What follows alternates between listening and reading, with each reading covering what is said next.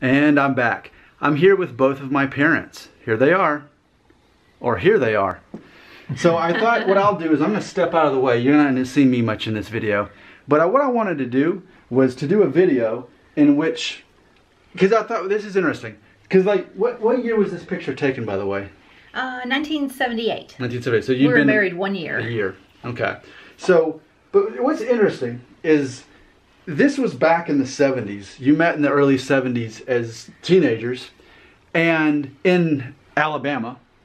And it's just funny because what I wanted to know, did anyone think, like, see you as two different ethnicities or races or whatever? Like, I'm just curious, back in the 70s in Alabama, was that ever a conversation or was it ignored? Like, that, like, here in the South, like, pretty much everyone's Northern European, and then, like, your girlfriend is not. Like, was that ever a conversation? I'm just fascinated by that. The only thing I remember is one guy asked me if Gina was Indian. Yeah. Like, a Native American. Yeah. That was it. Okay.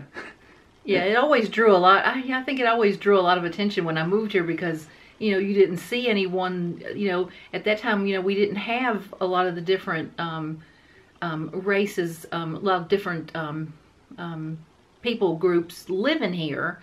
So, yeah, so... You're like the first.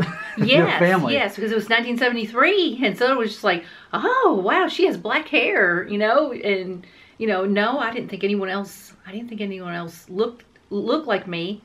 I stood out even more.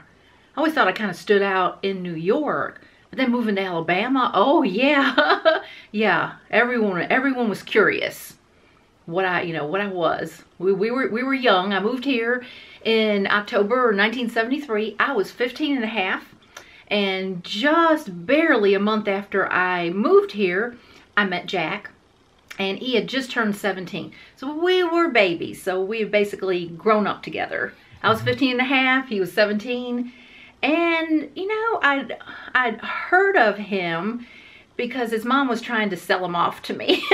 And his mom was telling me, said, oh, I have a son. And I thought, I don't want to meet him. He's probably ugly. I was 15 and, you know, I had just made this huge move to Alabama. But then it finally happened. We finally met at church, and I looked at him, and it was, for me, it was truly love at first sight. I knew that I met, oh, you didn't know that? I knew that I just met the person I'm going to marry. I just met my husband. I thought, I can't believe it. I can't believe it. I was just, and of course I'd already been hearing some things about him, just how responsible he was. He was a 17-year-old that was helping to provide for his family. And so, and you know, he was everything that I was looking for, you know, that I was looking for to one day marry someday. He was so responsible. He never complained. He never complained. He worked really hard. He was fun to be with, and he didn't feel sorry for himself and feel sorry for what he had or didn't have. And it just it worked. It worked. It was meant to be. We just happened to meet each other at a very young age. Realize that that is not the norm. You don't meet your husband when you're 15 years old. Whew, I'm glad I wasn't kidnapped. I'm glad he didn't have to kidnap me. We met, back at the church, talking in a group. And just tell everybody what age you were when you got married. And I was 19 when we got married, and Jack was 20.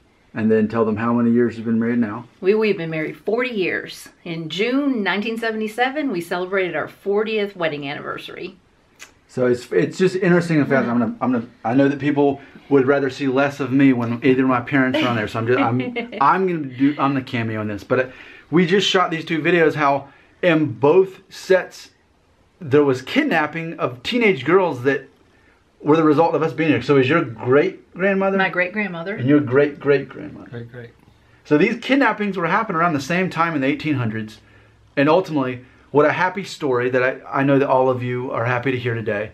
So it's so fascinating to explore and to hear these stories of how we all got here. But I know how much you love my parents and you love when they're in videos. And I trust me, I like putting them in my videos, and I'm grateful that they are.